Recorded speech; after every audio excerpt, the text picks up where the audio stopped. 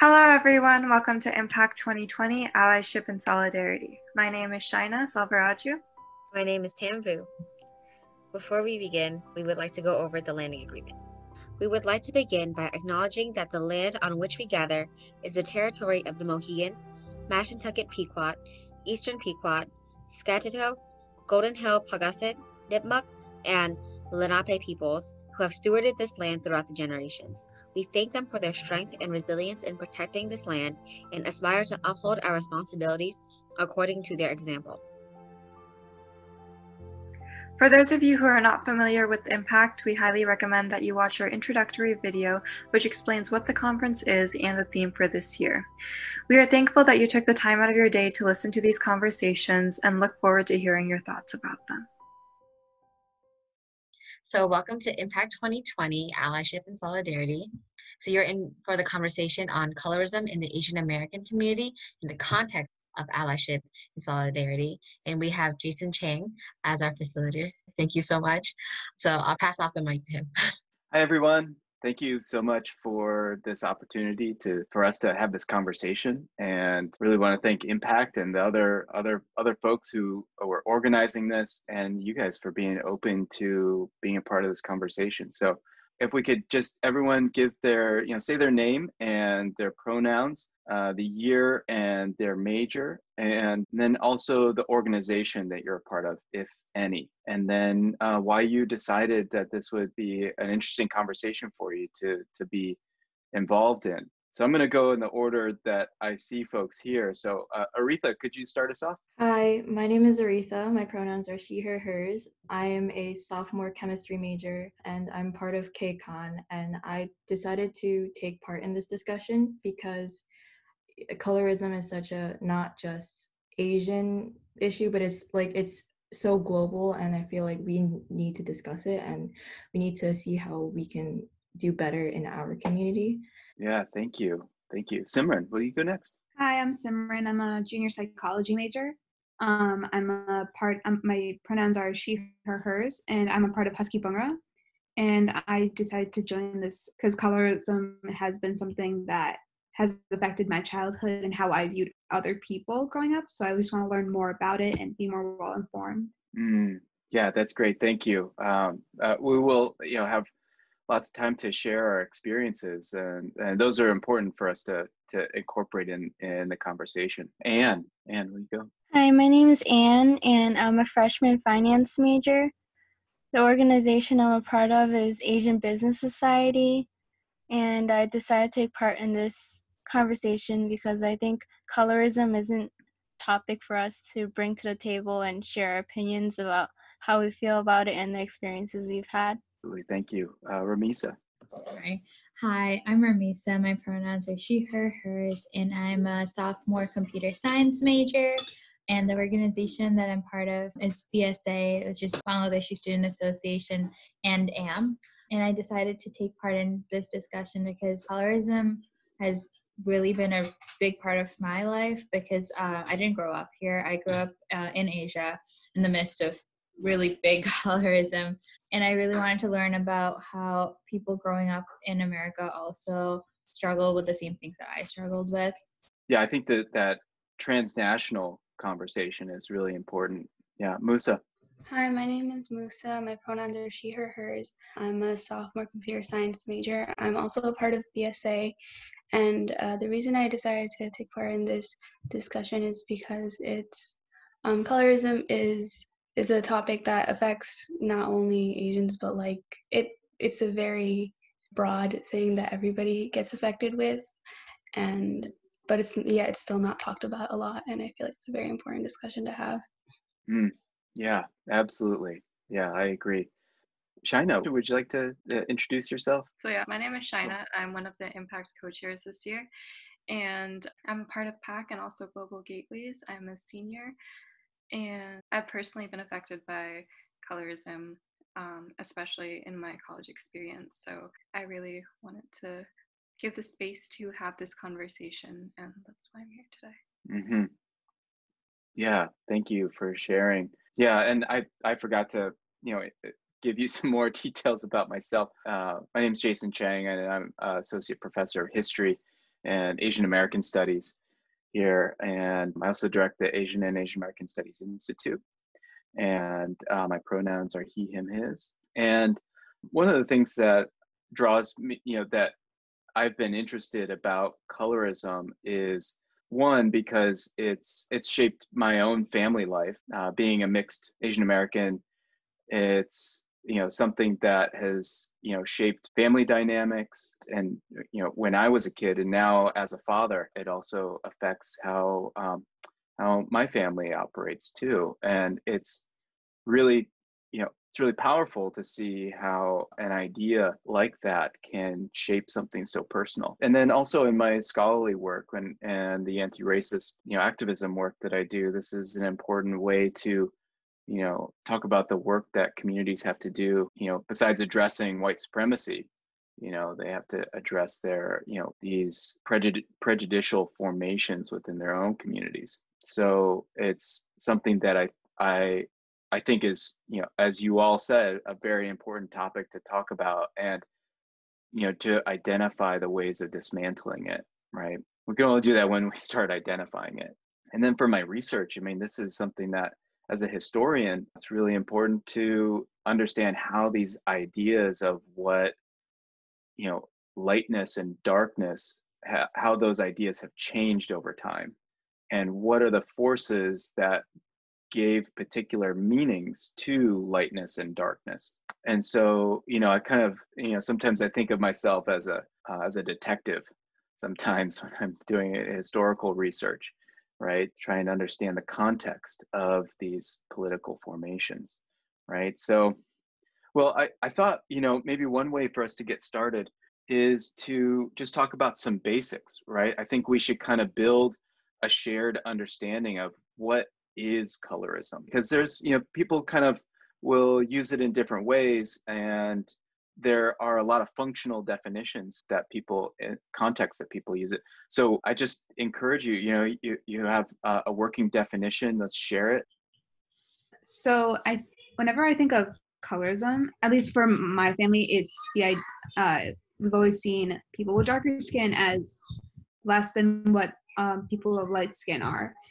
So even with beauty standards, I felt like when I was growing up, I didn't feel represented enough, and that led to me looking at other characters and being like, oh, they're not as pretty because I was told that this is pretty. So like I remember watching Barbie, and I would be like, well, I have to look like Barbie, not like Teresa or any of those characters. So I think it definitely shaped like how I viewed others and beauty standards in general.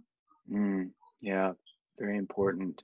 Going off of that, one thing that really stuck out to me when I was growing up is that I used to be really fair when I was younger, and people liked me more. And then as I grew older, as I played in the sun, went outside, I got darker because people tan. And my grandparents and people of the older generation would always be like, why are you getting tan? You should stay inside. Don't go outside because you'll get darker. One of my grandfathers, distant grandfathers, before he died, the last thing he said to me, you're very dark. You're very dark right now. You weren't this dark before. So that's the last conversation I had with him, was about my skin color. Also growing up, I would see a lot of skin whitening creams, treatments on TV. I think that's universal. Everybody's seen like the whitening creams, and everybody I knew, I think, used them, like even my mother. And she's like fairer than me, and she still used them because she wanted to be fairer. I was never asked to use those creams, and I think I was on the better side just because I wasn't as dark as people, that like other people. And if I was darker, they would have asked me to use skin whitening treatment. And that was definitely like one of the things that every girl has seen growing up, and that has taken a toll to their confidence. Something to add on to that too, it's like this idea that if you have like a darker skin tone, like a tanner skin tone, then it's like these products are meant to fix you. Like it feels like if you do have a darker skin tone, then you're meant to be fixed. Like there's something wrong with you. Mm-hmm.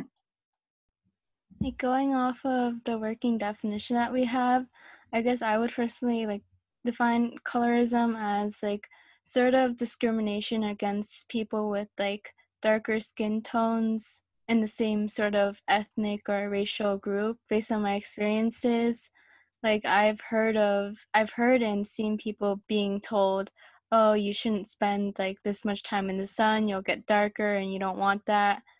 And just in addition to like the commercials we see about whitening creams and just products that we can use to sort of brighten ourselves up. You also have to look at this from multiple facets. It's how we as Asian Americans view other people of darker skin color, but even within people of darker skin color often feel kind of like an otherness about themselves. There's no sense of belonging. They're categorized in a group that doesn't fully accept them, but they're still there. And even within like the South Asian community, I am a South Indian, for which I'm considered extremely fair. So I guess like I'm considered lucky in South India, and even like in North India, they'll tell me that I'm lucky I don't look like the rest of them. And I think that's a major part of it. And then in addition to that, in a like Western context, they categorize you as Asian, but they don't accept you to be the majority of the Asian profile. And then I think a common question we get asked is like, don't you wish you looked like me? Don't you wish you were white too? And it's just all of these like confusions and from multiple aspects.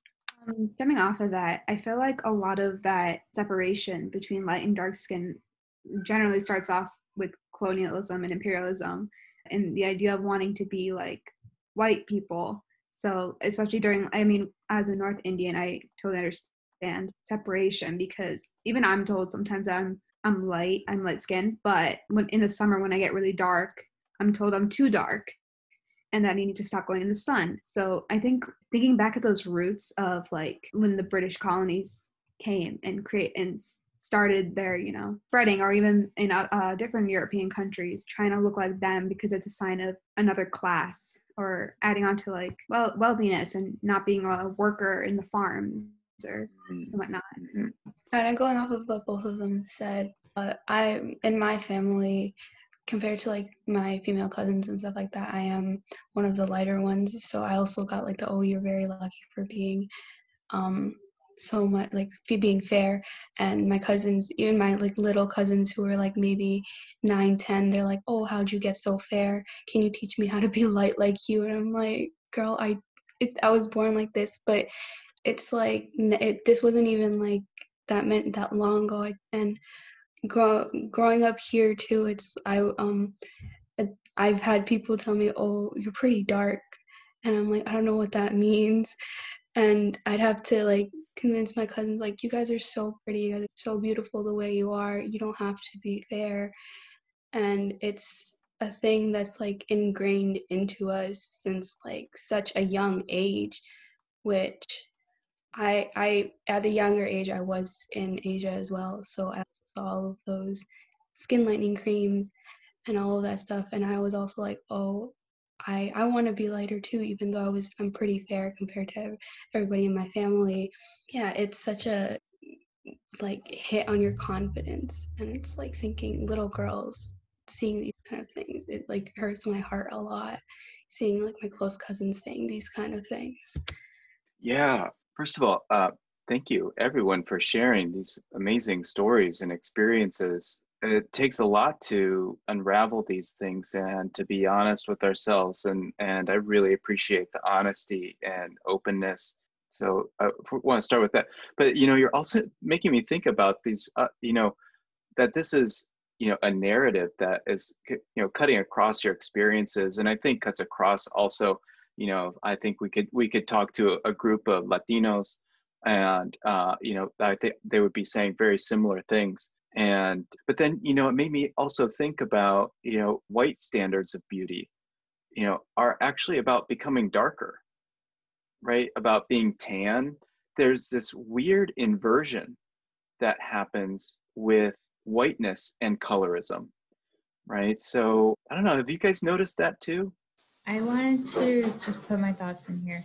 I feel like Asian people want to be more whiter so that they can mix in and like mix in with the white people so that they can be white passing.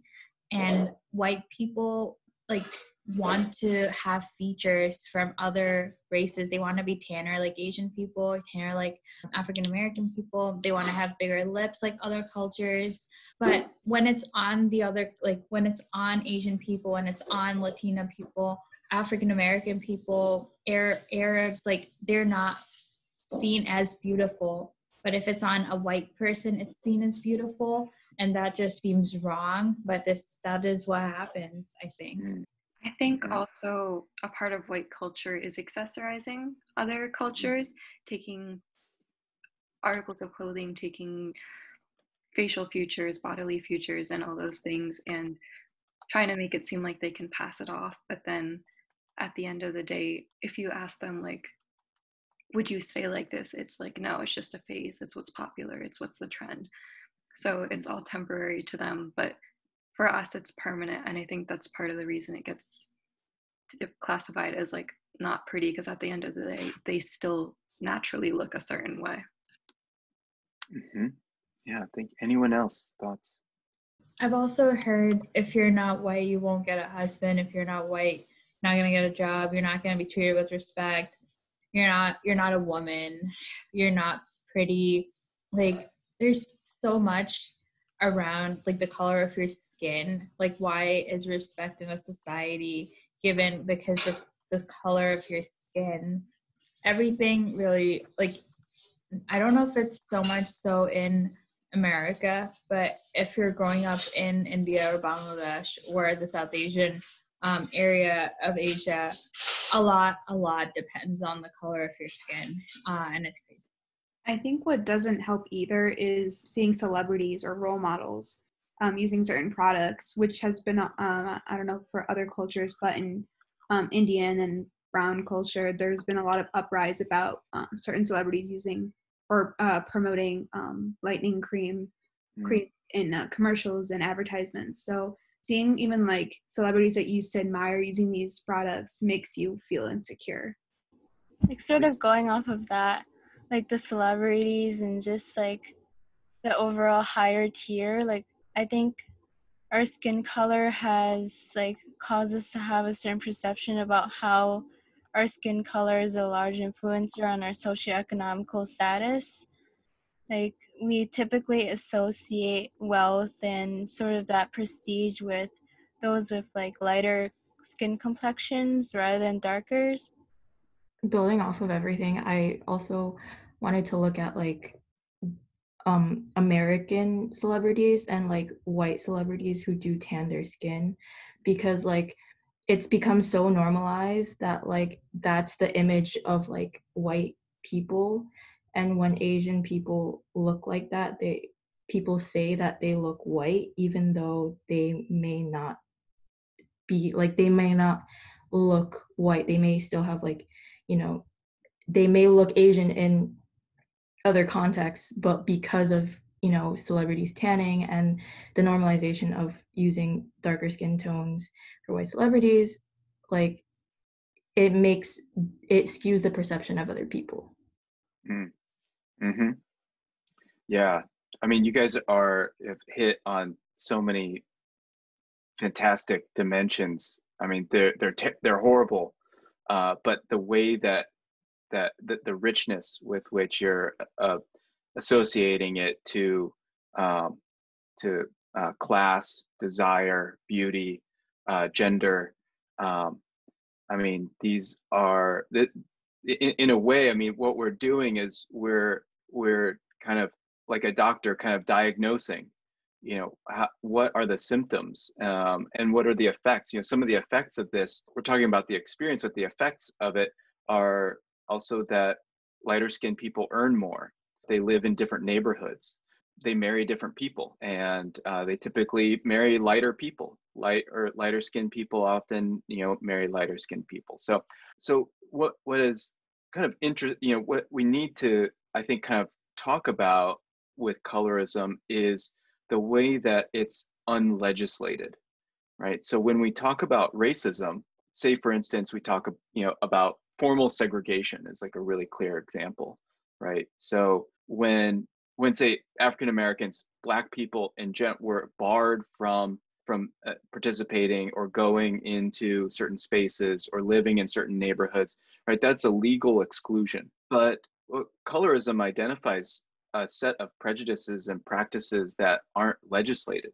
No one is telling people that they have to use skin whitening cream. It's not a law, right? And so what is insidious about colorism is that it functions without these kinds of dictates, right? And it lives its life in these informal ways. You know, similarly, you were talking about the histories of colonialism and imperialism, and we see how deeply embedded they are in our culture. So I wanted to offer a couple kind of organizing concepts that we can kind of use to understand the definition that we've come up with, and then maybe kind of take it to another place. So just a show of hands, who's heard of the term ideology before? Okay, cool. Well, ideology is kind of a fancy word for like worldview. And I use the definition from this guy, Althusser, who is a political philosopher and thinker.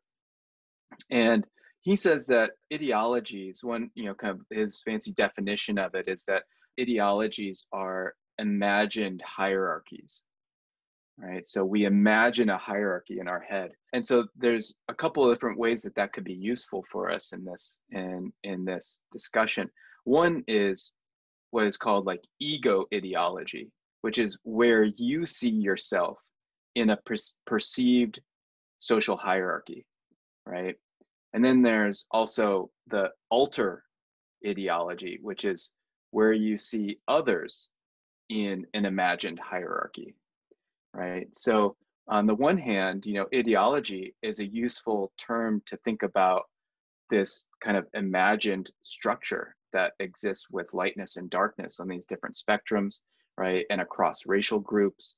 But then we also, our ego ideology tells us where are we located in that hierarchy, right?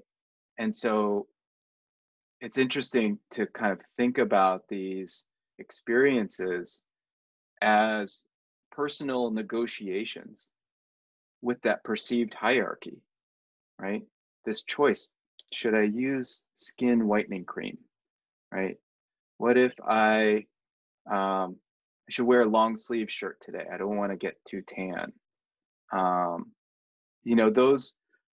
That's a personal reckoning with an imagined, ideology, with an imagined social structure in mind, right? And for other people, right, they're thinking who is a desirable spouse, right? They're thinking of other people, how that positions in the imagined hierarchy. Because the thing that is, that I like to draw attention to is that, like, we often think of racism as something that is kind of like very overt, like white supremacist vitriol, neo-Nazis, and this kind of fascist regimes, but colorism is another expression of these racisms that they're so insidious that they actually shape our imaginations, right? What do we imagine how the world is structured, and that these are all kind of informal things. And one of the things that is important to understand about white supremacy is that it's strongest when people of color believe in it, right? And colorism is evidence that those ideologies are still a part of our communities, right? So let me stop there. Does that make sense to y'all? How does that, connect with your experience? I think a lot of this is like how we form our opinions of ourselves and the group that we belong to, or subgroup that we belong to. It's dependent on what we're told. So I think a lot of us can agree that at some point someone told us that this is better, and we learned the rankings through our experiences, but oftentimes they were from white people, and oftentimes it was in an institution. I know for me, a good portion of it happened during like my schooling. So as you said, it's not like a structure kind of thing. It's not something that had set rules or is enforced, but it's just something that I can't even like phrase it as like how it came to be. It's just something that happened so many times, and you went through it not fully understanding, but knowing something was off. And but at the end of the day, you came out of it with an opinion about yourself that wasn't formed by yourself. It's not formed by people you care about. It's not formed by people's opinions who actually matter, but somehow it just gets ingrained in you. That's a really great way to put that. Thank you. Yeah, Simran, you were going to say something? Yes, stemming off of that, I was, whenever I see colorism, it's always, like you mentioned, like it's kind of sneaky. Sometimes I don't even realize it's happening until maybe moments later. Like I had an interaction a couple of weeks ago with a coworker, and she said that I had really nice skin. And so in my mind, I'm thinking, well, I have acne. What's up with my skin? And what's so great about it? And then I was thinking, and then moments later, I was thinking about it. I'm like, oh, she's talking about like my skin color. So it's like, it's just embedded into so much into our culture about like the appearance of our skin and attaining that certain like standard that can be hard to achieve, obviously, because everyone's born differently. Yeah, I think that, these feelings of insecurity, are tied to one, the way that people of color are made to already feel inferior. And so there's kind of these mounting, these kind of nested systems of nested categories, right? That we're always, being compared or contrasted to. And I think, one of the ways that people deal with the insecurity of racialization is by playing the colorism game. And that has might feel like a tangible way to deal with that kind of anxiety and stress, but nevertheless, I mean, you've bought into the game already, because there's no way to lighten enough to overcome being who you are, right? So yeah, I mean, what you guys are talking about is exactly where I wanted to take the conversation. It's like, what are the things that maintain and manufacture these meanings, right? That sustain these things. For me, I mean, we were all talking about before. I mean, family, I think is such a vital condition in which colorism thrives, because I mean, if you think about, so like parents who maybe know that the world is harsh, and they see a lighter child and they think this child is going to have an easier time, or they have dark children and are like, they're going to have it rough. If I can do anything to help them in the world, maybe I would help them to be lighter. That would give them advantages that I couldn't give them. But then it can also, but that's a kind of, it breeds that it stems from that insecurity. There's other kinds of ways that colorism is sustained and maintained. Different nationalisms, right? I mean, in Bengali nationalism, right, there are certain ethnicities that are lighter, that are going to be held up higher. And and I mean, this is kind of maybe too light for this moment, but I kind of think back on Ali Wong and how she kind of made this division among Asians as fancy Asian and jungle Asian. I mean, it kind of corresponds with some of the themes that we've already talked about. But those kinds of hierarchies exist within Asia as well. So I'm wondering if you see those factors too, and how colorism is maintained, even though there aren't laws that dictate it. Speaking from personal experience, I have two younger cousins. They're 8 and 4. One is really dark and one is really, really white, to the point of it being considered like a white child, like a Caucasian baby. And one of my biggest fears for this set of like cousins of mine is that the older, darker cousin of mine would be treated much differently than her own sister would be treated. And till now, there isn't anything that's been done that I've been really like weirded out by. Only thing that's been done that I told my parents and their parents to stop is not letting the older, darker child wear certain colors. Like, I don't know if you have heard, but if you're dark, you're not supposed to wear like yellow or like orange or like green. And they wouldn't buy her those clothes even if she wanted them. And it really put me like in a weird spot because I didn't know how to tell her why her parents are not buying her green clothes. And also something my father told me, he works at a bank and he interviews candidates. And if the candidates are darker skin color, they're not seen as professional. If they have lighter skin color and the same credentials, they're seen as more professional. And I don't know why skin color is seen as like unprofessional if they're wearing the same clothes and have the same things behind them.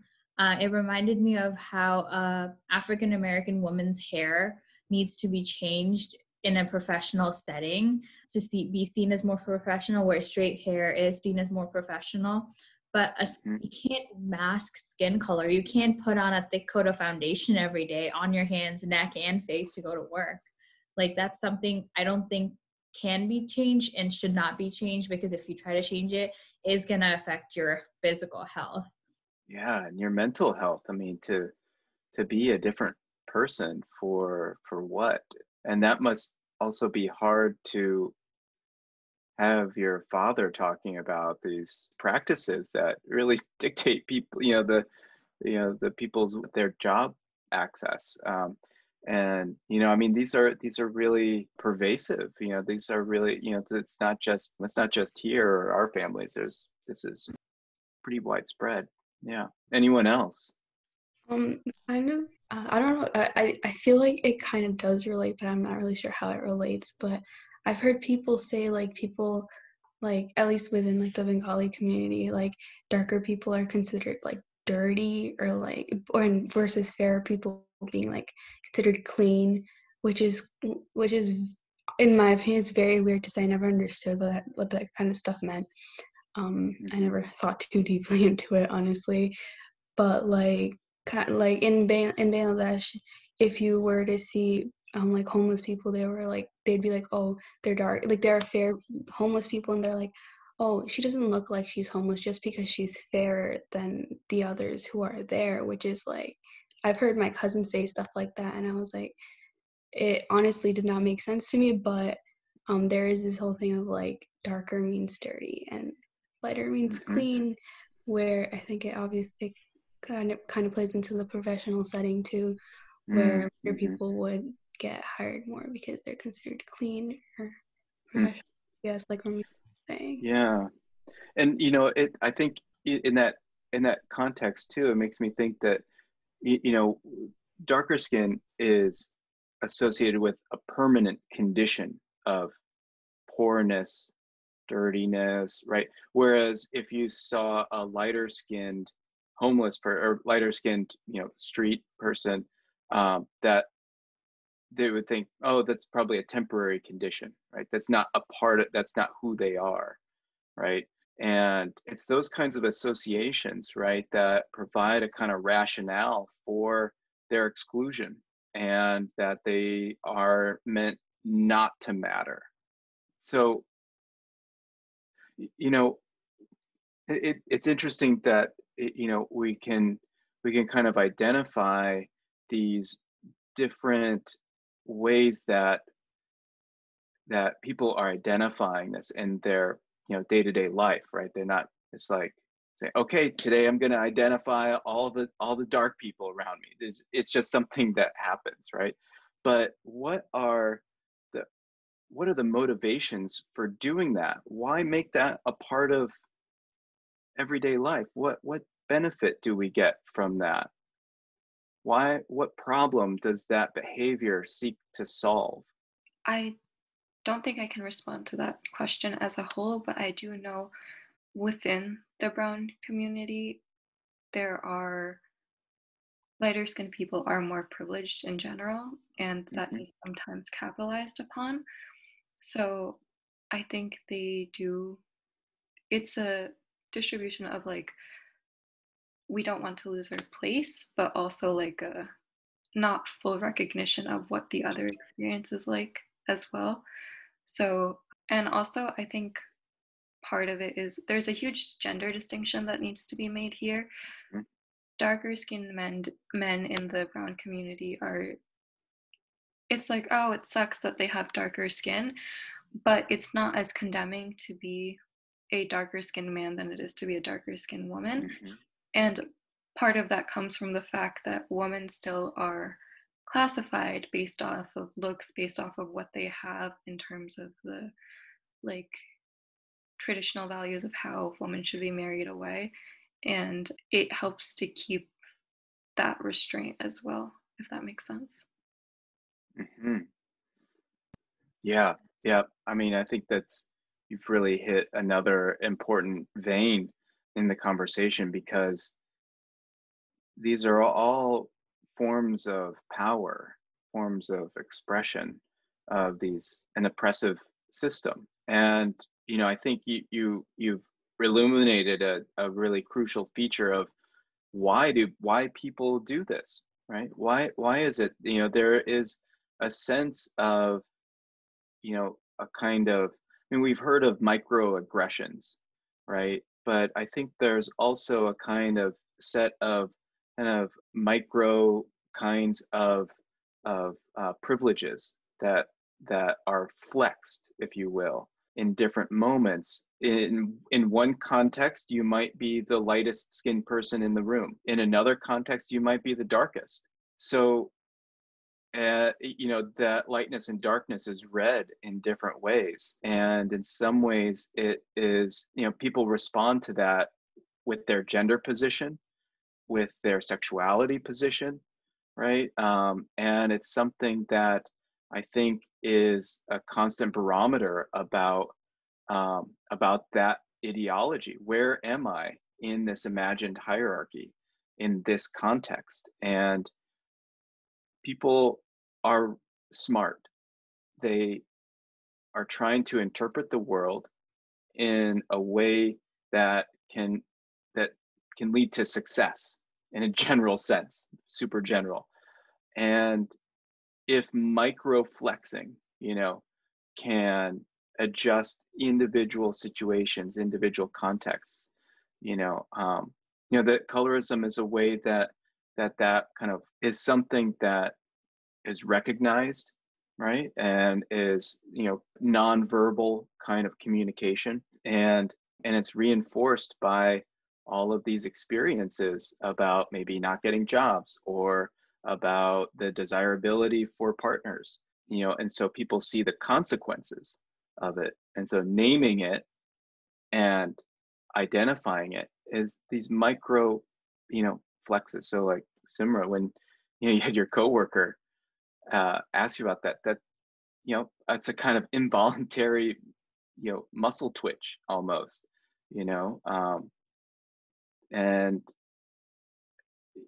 but I think one of the challenges there is that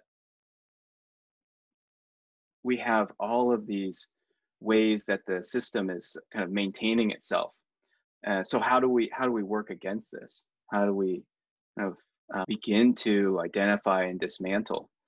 And well, I have a couple ideas, but I wanted to kind of use this as a kind of pivot point to shift the conversation a little bit. Are there things you think of that are um, form of resistance to this, or can help to dismantle it in your own experience? I think something that can definitely help is calling out your family when they make comments like that, because a big part of our experiences is what we hear from our family, and like being able to have those conversations, even though like in some Asian cultures it might be seen as disrespectful to talk back to your parents or talk back to elders.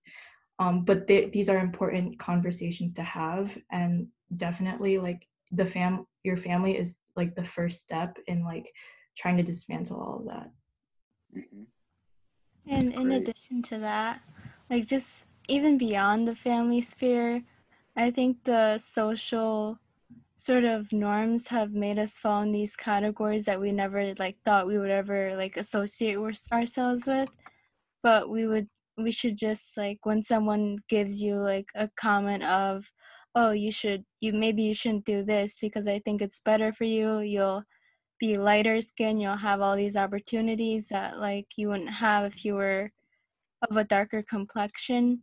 I think you should just sort of build that self-confidence to just say no and just to say that I'm like good the way that I am, and just having that notion of being yourself and not having to assimilate to like a sort of norm that society makes you feel like you have to belong in. I was going to expand it out even more and basically call out media outlets, because something that keeps playing back in my mind is like when big magazines use Photoshop to lighten up certain people. Like I think of like Beyonce a ton. Like she's a powerful, talented Black woman, and the fact that these magazines are like lightening her skin to make her look more white, to kind of mask the fact that she is a minority and she doesn't identify as Black, when that's not the case. She's proud of it. Kind of going off of that, I think the lack of exposure to all Asian narratives is also a problem. And also when they're like Hollywood finally like released its first like Crazy Rich Asians, definitely a positive step, but it wasn't acknowledged that the whole community was not represented. And it's just like Asian Americans finally got a voice, and no, not all of them did. And I think that's important to recognize. But also for the rest of us, not all of us are as brave as to call people out or take those steps. So I think if we could normalize the conversation, like share our experiences, share our stories, show and sort of normalize that we're also Asian Americans, we're also in this community, and we have a story, we have experiences, and I'm very pro calling out people and family and just anyone in general. But a lot of why I think a lot of people don't call out family in particular, or like the older generation, is because it's seen as talking back or being loud or being disrespectful or just being too educated or just too modernized or too American or just to anything. I don't think that us being women like helps that fact that women are calling out older generation people about their thoughts about being dark. And I have been doing that for a long time because my family still tells me I'm too dark, and that I'm only calling them out because I've become too American because all of my family still lives back home. So when I visit and I tell them, please don't tell me that I'm too dark, too fat, too short, I don't know, and everything else that they might say. And when I say that, please don't say that, I don't really care, and I want to be whatever I want to be. They're like, you've become too American. Why are you acting like this? You're too educated. Like, don't say that. Don't talk to people like that. And I think that's just respect should be earned and not given. And I don't think they deserve respect if they don't respect it. So going back to the how there were like a lot of, I think we've all seen like the lightning cream commercials and stuff like that. Last time I went back to Bangladesh, I actually saw a commercial that was about like darker skinned girls. Like I didn't see as many like lightning cream commercials, but I'd see this one all the time and be like, be confident in your skin color, it's okay to be dark, it's not that. And it was nice to start seeing like a change, even though if it was literally one commercial and it'd always be repeated, but it was still nice to see that there was some type of progress happening on these things. And I don't know, it was better than just seeing those same lightning cream commercials where it's like the girl has like really silky hair all of a sudden because she's using this cream, but they're actually showing like women in real life and like happy and like thriving in their careers, and they look how they look and it doesn't matter. Mm. You know, one of the things that I try to think about when analyzing practices of racism is that it's sometimes, you know, it can be really clear like where racist behavior kind of like originates. For instance, like, you know, in the example of like, you know, an enslaver, right? Someone who has slaves. It's a very clear economic motive, right? You know, but on the other hand, what motivates our family members to adopt these things? Whereas there's not a clear economic motive per se, you know, makes me think about a kind of, you know, trying to take a really, you know, kind of humanist approach to these problems, in part because, you know, these are our family, are, you know, people that we love. These are our members of our community more broadly who are practicing these things and telling us about what the standards of beauty are, and how to take care of yourself, and, you know, you be more confident, or, you know, all these, you know, these recommendations. They are not materially benefiting from that for you, right? For you to change your behavior, it doesn't really change anything for them. But to me, you know, it makes me think about how those expressions are motivated from their own fears, right? Perhaps their own experiences of discrimination, or being told that they're too dark, or being told that they can't get a job, right? That they then do those things that hurt them, right? And so in a sense, you know, I feel like there's a part of addressing the issue that's about kind of excavating those experiences, right? That we have to kind of invest in their humanity, right? To have them recognize maybe how they've also been hurt by it, um, and that these are irrational fears. Right? These are fears that are not going to lead to liberation, that are not going to lead to a healthy, you know, just future. And so, you know, it makes me, I don't know, how does that strike you guys? I think during my younger years, it definitely hurt me a lot. But as I'm getting older, I realize that some people can't think about liberation, they have to think about survival. And I did hate them for it for a bit, but as I learned that and started feeling that way myself a bit, I'm just like, okay, like you can try to change their mindset, but at the same time you understand where they're coming from. And I think it's a polarizing fear. It's irrational, but it gets to the point where I know that it's not a concept, like personally, I know it's a concept that we can't like, I know it's wrong, but I still can't get over it. I still can't like stop fearing it. Like in a, like when I'm around my white friends or Caucasian friends, it's just like, am I being too brown? When I'm around other Asian Americans, I'm just like, am I fault? Like, I guess part of like the brown narrative is that we often feel like we have to go along with East Asian culture typically. So it's more of like a, am I being the right type of Asian? And then when I'm at home, it's like, am I being too white? And I think we just get confused by all these personalities and versions of ourselves that we have to expose, that when it comes down to it, it's very hard to stop fearing it because we're used to being very unsure and scatterbrained about our personality. And as I said, this is something I realized when I was older, but they probably went through like a worse experience because my parents didn't grow up in America. They came from a different country. They didn't know any English when they came, and they got a job that like they got a pretty decent job, but they were told they didn't deserve it.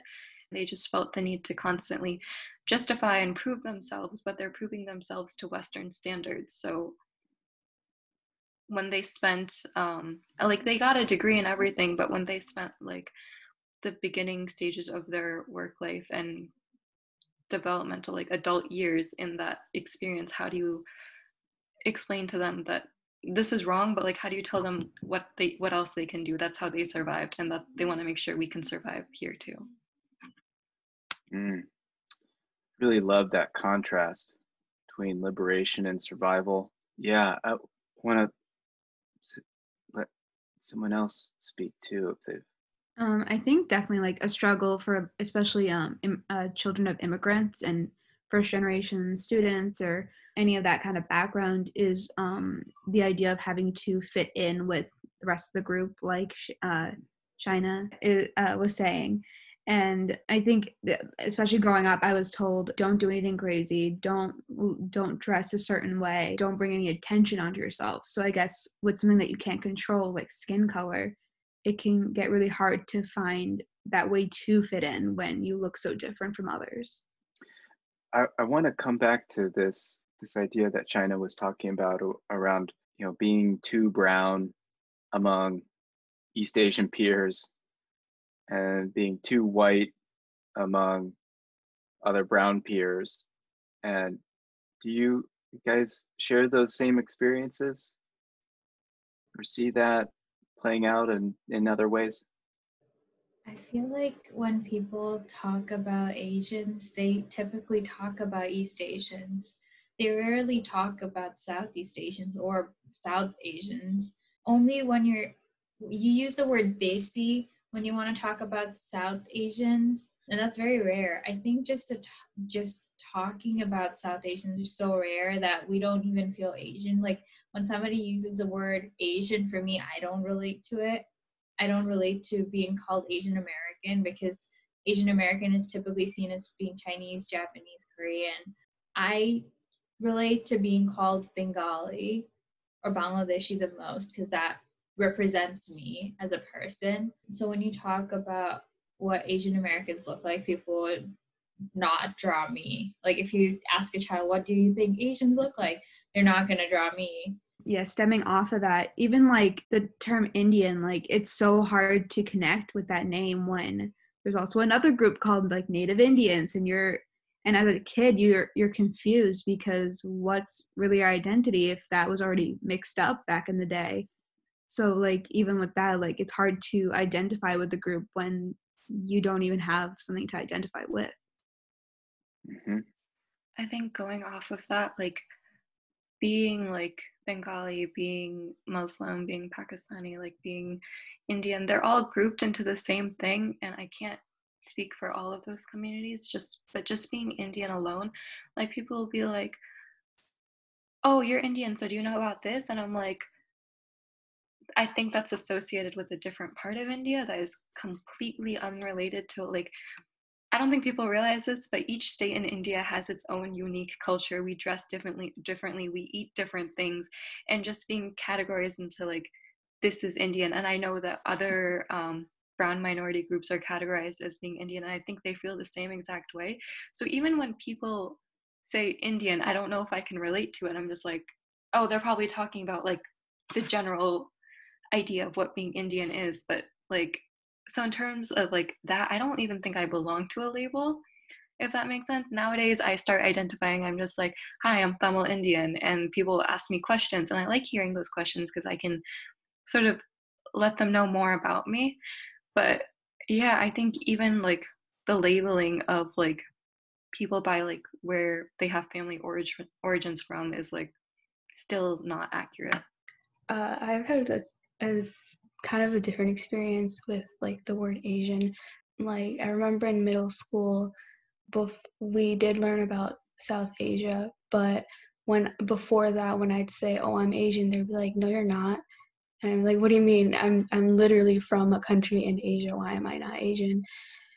And then they'd be like, "Oh, aren't you Indian?" And I'm like, "But in India, first of all, India is a part of Asia." And they'd be like, "No, I'm not Indian. I'm Bangladeshi." And they're like, "That's the same thing." And I'm like, but it's not. It's really not. And it's like Bangladeshi is also Asian, Indian is also Asian.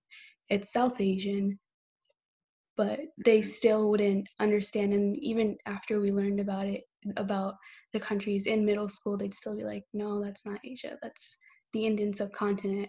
But it's like the Indian subcontinent is a part of Asia. For me, I think my experience as a Southeast Asian is different from their experience a little bit because, you know, I was always aware that I was Asian, but it was because people would mix up what country I was from. You know, whenever, like, before I started wearing my hijab, like, I would always get questions like, oh, are you from China? Are you from Japan? Are you from Korea? Oh, you're not? Then where are you from? And, you know, like, it's the idea that people don't think like any place that's not East Asia is Asian, or like they don't have like the knowledge that there are other countries in Asia besides East Asian countries. And even now, like when I did start wearing the hijab, like people still kind of have those ideas too. Like I was taking a COVID test and, you know, on over Zoom, and like as the person who was like watching me was, you know, writing stuff down, she made a comment that was like, oh, I've never met an Asian who was Muslim, or like I didn't think Asians were Muslim. And, you know, I didn't register that at first, but then I like looked back at it and I was just like, wow, okay, so that kind of stemmed back to my whole experience in school too. I think my favorite encounters are when discussing brown groups in general is when we want representation, people to look up to that aren't white. Like for example, like Disney princesses. Like there's a ton of white Disney princesses and very few minorities. So whenever I tell people we need more representations and within these medias. I'm like, what are you talking about? We have enough. There's Mulan. There's Jasmine. And I'm like, first of all, Jasmine's already like a group of different brown communities mixed together when in reality, like Shina was talking earlier, is that everyone is so different within those communities. Everyone has their own language and clothing. And so when it's not represented, you look at that. And then other people look at that don't know about these communities. And they just kind of mash them all together. And then they think, oh, that must be brown culture, when in reality it might be the opposite of what our culture entails. One of the things I wanted to talk about in relationship to all this is the concept of being seen. You know, I know there are like these memes about being seen, and it's a kind of like quick response to say like, I've been there, or, you know, I know what you're going through. But I think it also relates to that ideology, right? That you see where you see yourself, your location in an imagined hierarchy, and to have that recognized. Can you guys share an example of when you felt seen? Because we're all our examples are of feeling, you know, erased, feeling misrecognized. I'm curious, you know, what be interesting to I think for us to talk about experiences of being seen as well, because I think that also taps into, you know, those techniques of dismantling colorism, right? Amplifying those ways of seeing others, and what do we want to see, how we want others to change the way that they think about seeing, right? So I usually feel seen when someone can get my name right. I don't know about others, but when people mispronounce my name, I feel, you know, it's embarrassing because you feel like it's on you that, oh, I have a hard name to pronounce, when, you know, that's not the case. So like I remember, I don't know, it was somewhere, but it was a white friend, and that was the first time I met them, and they looked at my name tag and they were like, oh, Simran. And I was like taken aback because I was like, wait, you said my name right. There are usually so many different mispronunciations of it. Like I can name so many. So the fact that this is like like it was a big deal. So I feel seen when people don't assume my ethnicity or just ask me my ethnicity. But like they don't ask for my ethnicity, they ask me where I'm from. And then if I say like Arlington or Willimantic or Stores or whatever, they're like, where are you from? So if they either just ask me properly or don't assume that I'm Indian or Mexican or whatever in their head they think I am. So I just want to make sure I understand you correctly. So, because some people, they would use that question maybe not in an authentic way, but I think I understand the context, but just in some ways, there's this expectation that there's this a slight ambivalence in that, because there's an expectation that we shouldn't ask, or it's impolite, and indeed, a lot of people use it to demean us and to make us feel excluded. But at the same time, like if I say that my dad's from Hawaii, like, and they know about Hawaii, it's like a really cool connection, and I feel like, oh, if I reference something else, they might also know that, right? And so, I really like the way that you're kind of, being okay with that, because it's an opportunity to connect. Yeah. It's just that like where the question that offends me is where you're from. Because if you ask that to a white person, you're asking where they live. If you're asking that to not a white person, you're asking where their parents came from. Yeah. So it's just be straight to the point. I don't like the trying to be nice part of it, and you're not trying to be nice. Mm-hmm. Yeah, the whole guessing the ethnicity is really obnoxious. I was in line one time. I was living in Oakland at the time. Everyone says California is liberal and all this stuff. But like I was standing in line at the post office, and this woman behind me was like, "Hey, you're mixed, aren't you?" And I was like, "Okay." She was like, "Let me guess.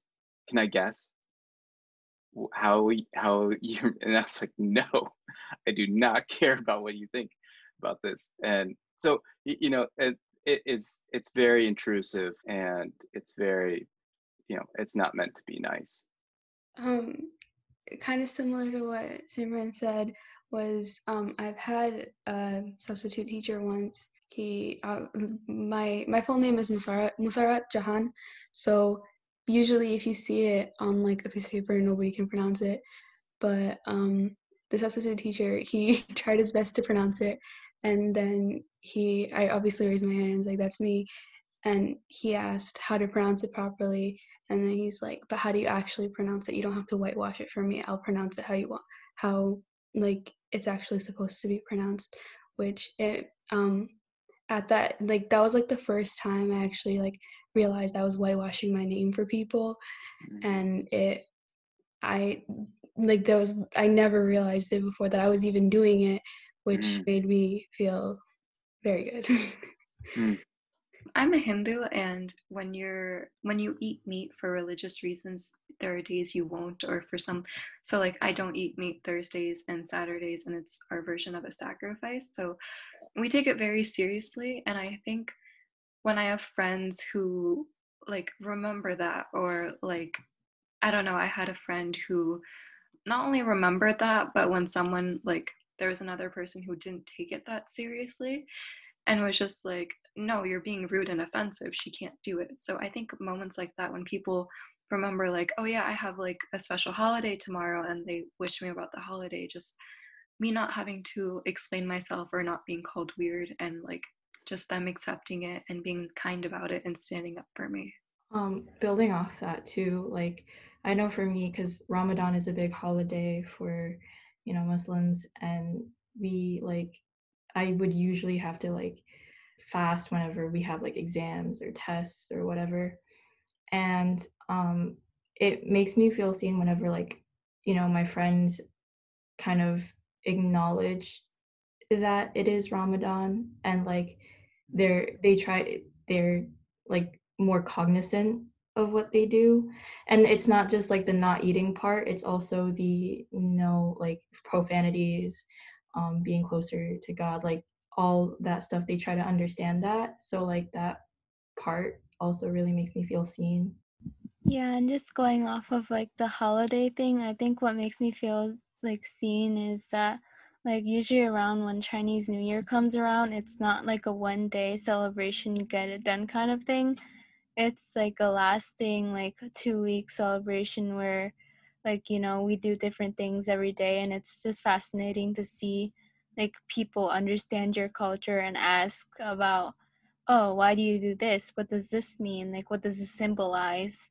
Yeah, there's a little leap that I'm trying to do here, go from experiences of being seen to kind of working against colorism. Do you guys think those are related? To me, like the feeling of being seen kind of shows like they're willing to understand and they're willing to learn. So like being able to kind of talk about it, and it shows an open-mindedness to talk. So it kind of just encourages conversation about different topics, and like we can start there by having these discussions. Yeah, one of the things that I think is important in this is exactly, what Aretha is pointing to, this, need to understand where other people are coming from, right? And I think what the point I'm trying to drive home with the experience of being seen is that you are enough, right? When someone recognizes you where you are in the skin in which you occupy, and it is it's a recognition that you don't have to be different. There isn't a preferable other version of you, and I think that is a crucial kind of like technique, because what we were talking about before about the ways of dismantling this, calling out social norms, and this a rejection of white approval, seeking white approval, that requires not just one person to do it, but it requires community, right? And it requires for us to work together and to build community on understanding each other, right? So seeing each other, across differences is so important. I mean, the experiences China was talking about within the Asian American community. I mean, I know a lot of Desis don't feel like Asian American because it's so, expressed as East Asian, that regardless, white people can, will still, treat non-whites with racial categories, right? And unfortunately, those are the terms that shape, how racial categories are constructed. And within that, I think we have our own work to do. And so like ideas of like allyship, are not just about dismantling, white supremacy, but allyship is also about building across divisions within Asian America.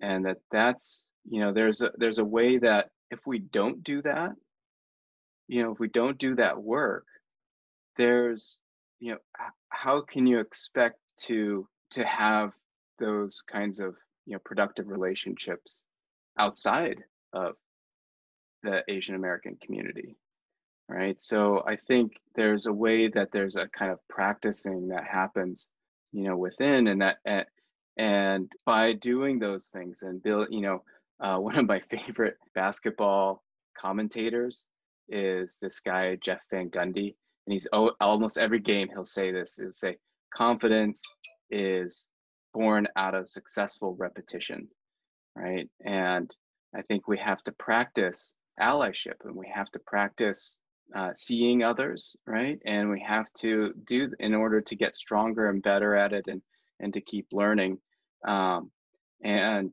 to create those opportunities for other people to learn. Experiences like this, where people can speak from the heart, and it's a safe space, and that we have a lot of different viewpoints, and that's truly amazing. I'm so grateful to be a part of this conversation, and I feel like my heart has grown over the last hour. And I think by doing this, we become more confident in how we can make change.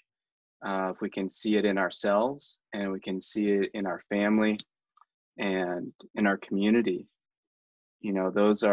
that builds confidence to build your relationship to others, right? That aren't so close to those circles. So I think with to tackle colorism is a community community driven activity, right? I know we talked about a lot of things that we can do personally, but it's something that lives in our imaginations and our minds, and is reinforced by people's experiences. And we have to create another imagination, right? A different worldview, a different ideology built on seeing each other for who we are. So I don't know. I'd love if anyone else has any parting thoughts. I think it'd be wonderful to hear from you. I think outside of like the predominant representation of Asians, which are usually East Asians, the rest of us are very ignored, and that ignorance has caused us to question our identities. It's caused us a lot of pain. It's caused a lot of struggles growing up, especially as Asian Americans, where we have to either defend our identity or argue for who we are. So I guess stop ignoring us, realize that our very human experiences are important. We have stories to share too. Give us a voice in the media, give us a voice in school settings, universities, wherever.